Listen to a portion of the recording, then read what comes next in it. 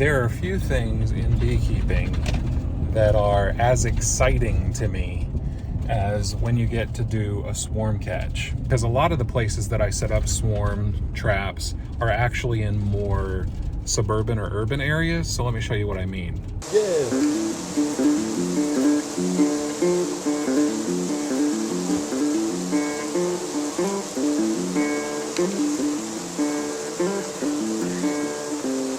So you can see here I'm driving to get to where this swarm is located, and I'm definitely not out in the country. I mean, this is about as suburbs as it gets. All of these houses with 1/3 acre lots, teeny tiny yards behind them. But you don't really need to be in the country to catch swarms. And I would also argue that by catching swarms in a suburban area, you're also providing a bit of a service to people who live in that area, because every swarm you catch in your bucket, your swarm trap, whatever, is likely a swarm that you kept out of a tree in someone's property or out of the soffit of their house.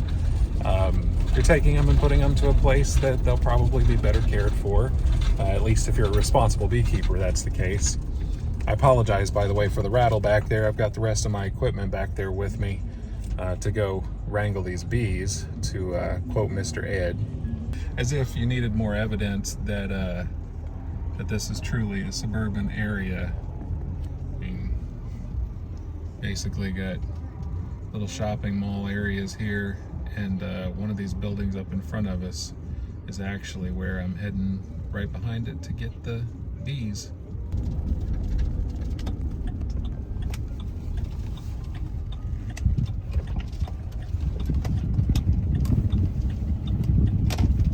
Nothing fancy here, right?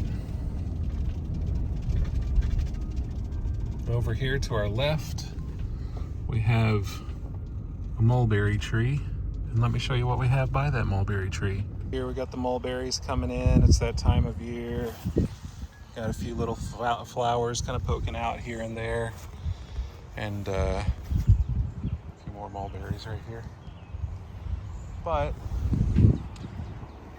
let's take a look at these girls right here. And it's not a massive swarm. I talk about this all the time. Like, I'm not necessarily looking for a big old massive swarm. I just want a good, healthy swarm. They don't look like they've actually decided to move into this bucket, but I don't really need them to. I brought a box we're gonna put them in. Sometimes I'll have people send me a note or a comment and say, well, if you've got bees in that bucket, how do you check them? How do you harvest honey from them? And for people who don't necessarily do beekeeping, the easy answer to that is you're not really looking to keep them in the bucket. The bucket is just a temporary home. It's a place to let them land, give them a temporary resting spot, and then you take them, you put them in an actual box, because most municipalities will require, at least in the United States, that you actually have bees in a beehive that you are able to check and inspect for health, because there are certain types of diseases you don't want your bees getting and spreading to other bees in the surrounding areas. And so you have to be able to inspect your hives and manage them responsibly. So here we go. We're about to get these girls in a box. So normally when you're catching a swarm, it's good practice to take a sheet, throw it on the ground, something light colored, so that you can see the bees. It's easier to identify where the queen is when you shake them off at the entrance. Trying to be as gentle as possible because I'm close to dusk here. But the simple reality is I couldn't find a white sheet, so you use what you have. So thank you, Disney Princess.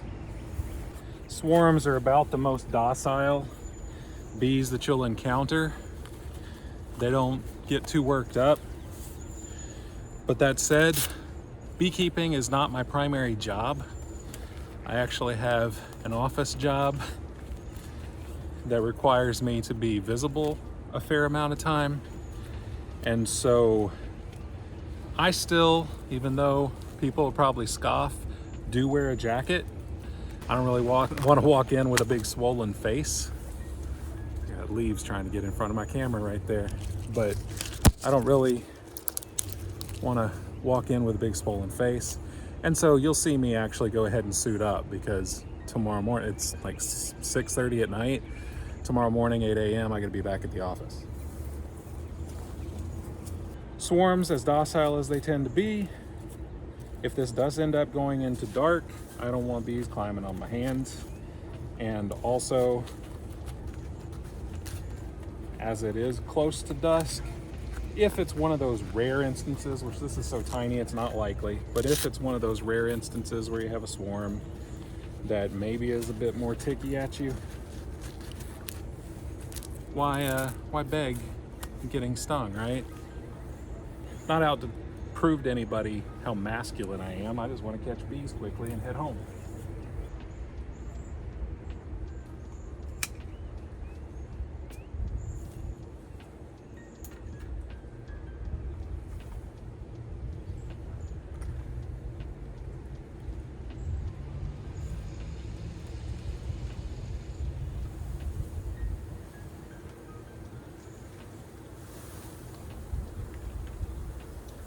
Well, I was hoping they'd hold together a little easier than that.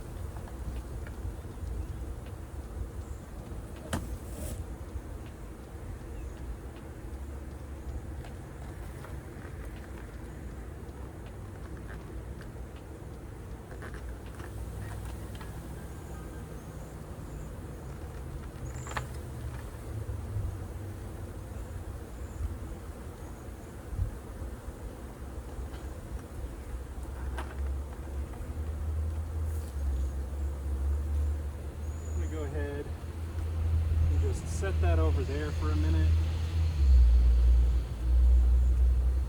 That way some of those bees that fell on the ground can get back over here easy enough.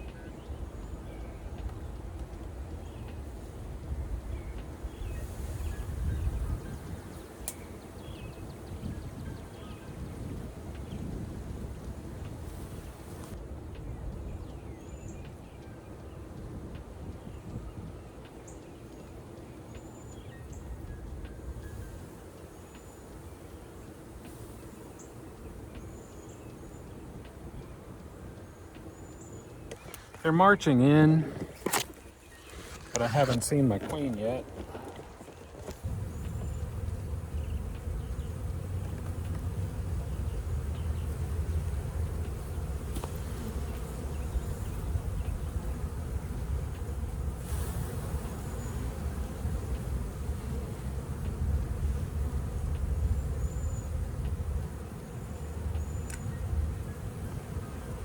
So you can see here, quite a few of them have clustered back on this bucket.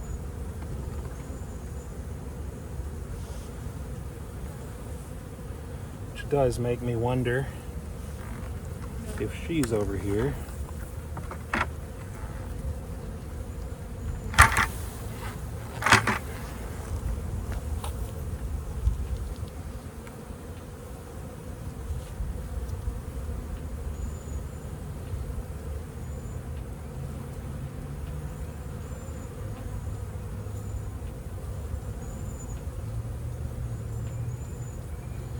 Trying to make sure they're all going the right direction.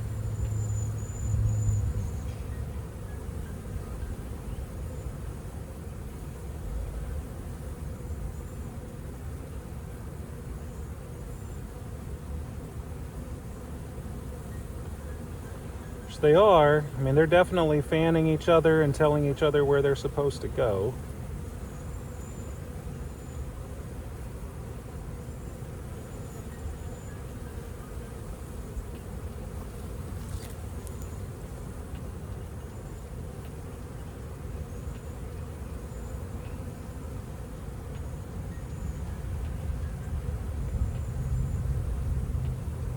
Still have quite a few up here, but they're not looking like they know where the queen is, so not probable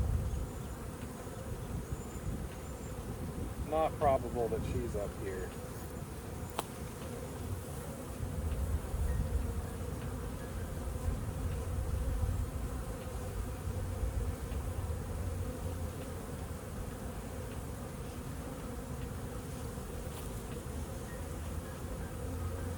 They're going in. This cluster, which was just kind of hanging out, is gradually getting the hint that they need to go that direction.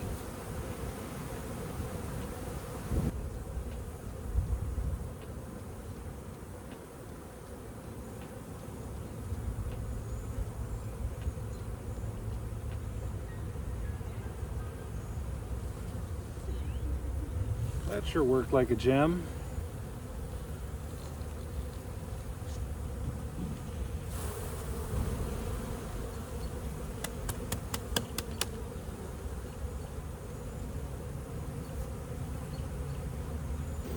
That spot right there where you see them fanning, there's a hole right down there, and that's where they're going in. I brought this box because it has ventilation on the bottom,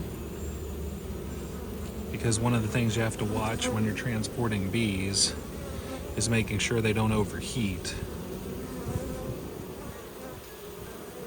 So it's got a screen bottom on it, even though it's closed off, so they can't get out. So I'll close the entrance and I'll let the ventilation come from underneath. Patience is the name of the game sometimes.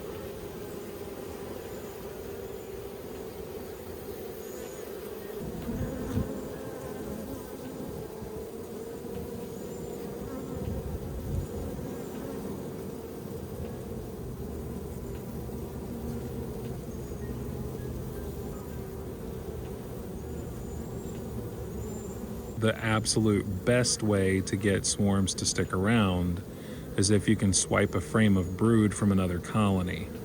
Now, I don't have one ready to go tonight. I do have a colony that I'm doing a split on right now with a double screen board. And so tomorrow I'll be taking a frame out of that one that has brood on it so that I can drop a new queen into it.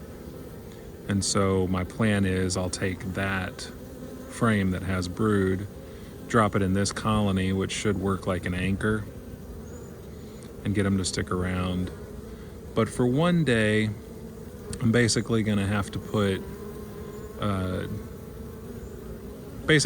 close these girls in for one day so that they won't go anywhere, which is the reason why I brought the box that has a full screen bottom, because they'll have plenty of ventilation. So while we're waiting, the reason why I like swarms so much is if you haven't quite hit a nectar flow, it can be a little tricky to get bees to build new comb. They just don't want to do it until they actually need it because it is so calorie intensive. But swarms are already basically hardwired to build comb. Before these bees actually leave the colony that they're leaving from, typically, unless there was some egregious circumstances, typically what they'll do is they'll gorge themselves on honey because they know they need the calories and the resources to carry with them to set up a new home somewhere. So they'll consume all that honey, put it into their honey stomach, and then they'll take it with them. And then when they get where they're going, they either deposit it if they already have a hive that's established for future resources, or they'll use it to start setting up an entirely new hive and build comb. So that's why they're wired to build comb as soon as they take up residence in a new structure. So it's not uncommon for me to catch a tiny swarm, drop them in a nuke, and if I feed them for about 2 weeks, they'll draw out an entire nuke box of comb. And if you're just starting out your bee operation, having all of that comb, that's a big deal. Like,